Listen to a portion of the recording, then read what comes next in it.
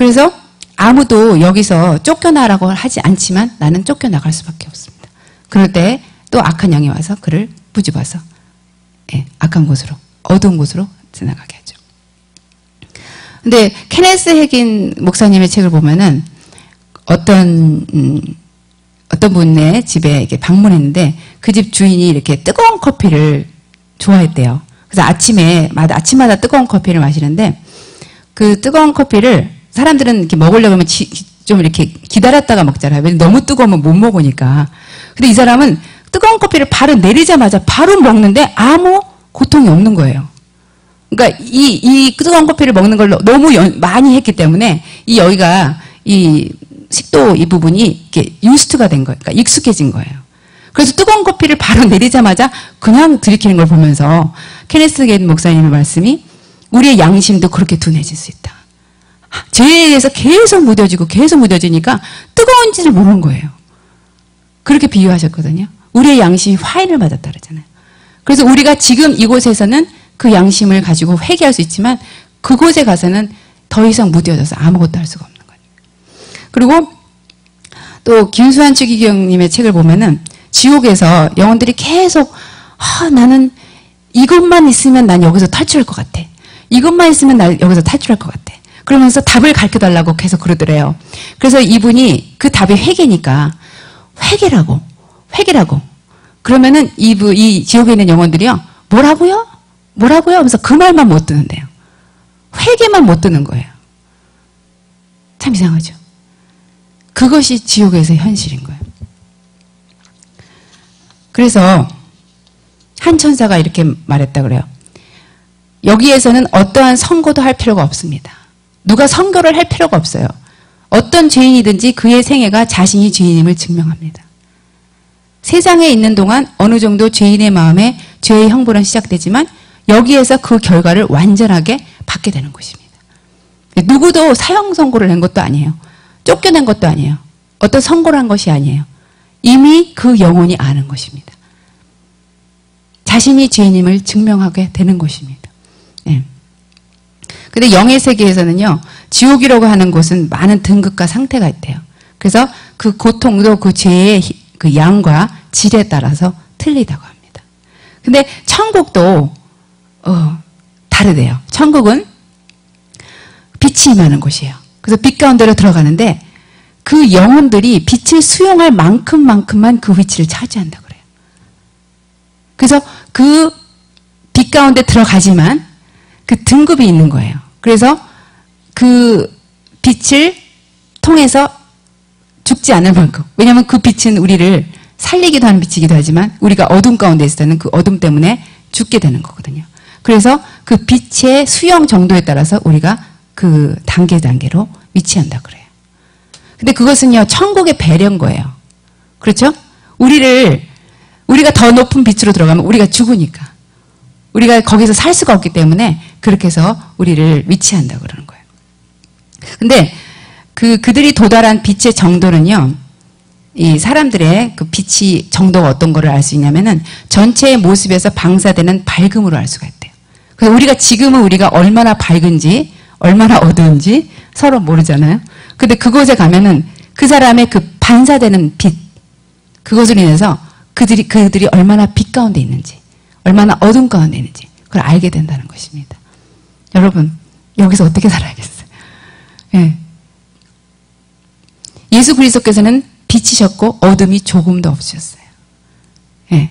하지만 우리는 빛 가운데 있으나 아직까지도 어둠 가운데 우리가 많은 부분을 열어놨지 않습니까? 하지만 그곳에 가서는 우리가 그런 식으로 그 빛을 들어갈 수가 없는 상태가 되는 것이에요. 우리의 어둠 때문에. 근데 시편 104편에도 보면은 주께서 옷을 입음같이 빛을 입으시며, 그래서 주께서 빛을 옷같이 입으셨다고 그렇게 표현하고 있거든요. 그처럼 주님은 빛이셔요. 그 빛 가운데 우리가 거하는데 우리가 그 빛의 광채 안으로 들어가려면 우리의 어둠을 없애야 됩니다. 아멘. 예. 근데 이러한 그 썬더싱의 연기에 대한 환상을 읽고 제가 정말 이분이 깊은 곳으로 들어갔구나. 그러면서 정말 그런 것을 체험하고 싶다.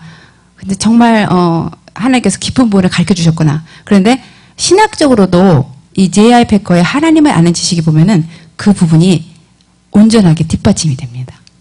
예. 그래서 하나님의 진노에 대해서 이 책에서 뭐라 그러냐면 첫 번째로 하나님의 진노는 사법적이다는 거예요.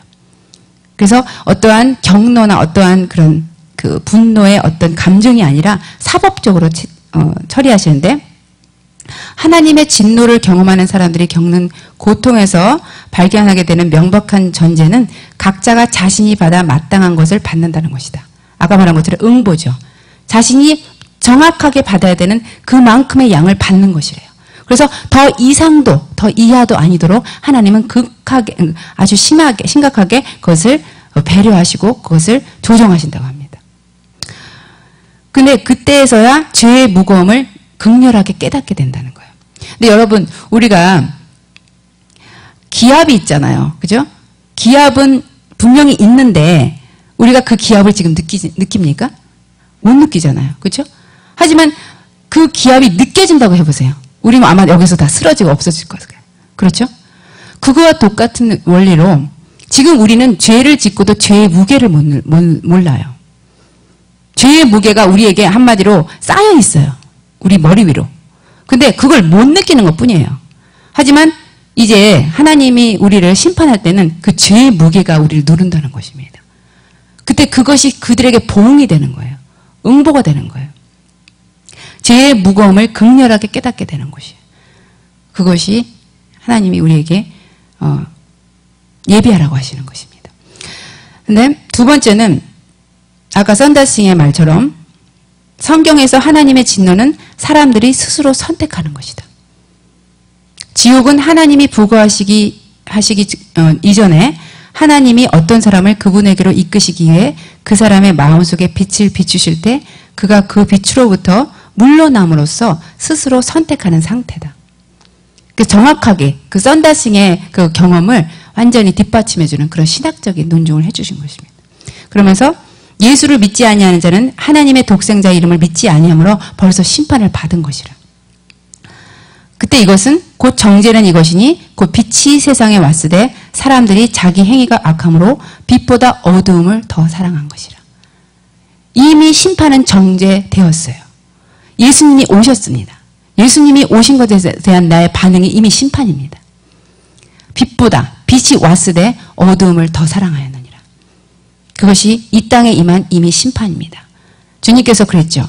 내가 왔으므로 이제 죄가 무엇인지 알게 되었고 의가 무엇인지 알게 되었고 심판이 무엇인지 너희들은 알게 되었느니라. 아멘. 예. 그래서 인간의 신을 거부한 선택의 결과는요.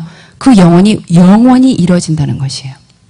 근데 이것에 대한 굉장히 엄숙한 비유적인 표현이 성경에 나와 있는데 게헨나라는 그런 표현이 나와요. 복음서에 보면. 근데 그것이 무엇이냐면 쓰레기를 태우던 예루살렘 바깥 골짜기를 의미한다는 거예요.